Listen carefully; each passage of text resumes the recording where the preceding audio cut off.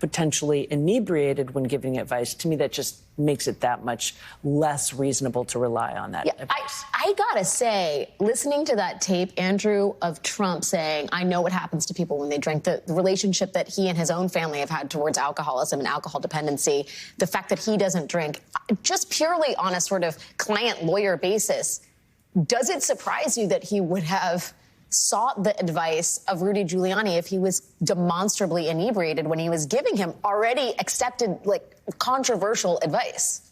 Well, if you're trying to essentially shop for advice, and this is the best you have, is Rudy Giuliani, potentially being drunk, Sidney Powell, who you privately are saying is crazy, you might be, this is all I have because this is all I can get.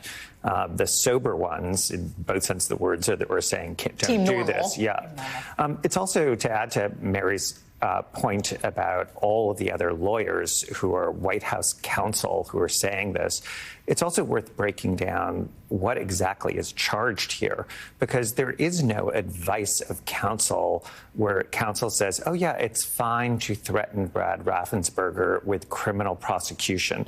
That it's not something where there's going to be any claim that Rudy Giuliani said, yeah, that's a great idea. There's going to be no advice of counsel just saying, oh, Jeff Clark has an idea that we're going to send a fake letter to Georgia to get them to sort of go our way and to use that. No, Rudy Giuliani and Sidney Powell are not going to be saying, oh, yeah, that's fine.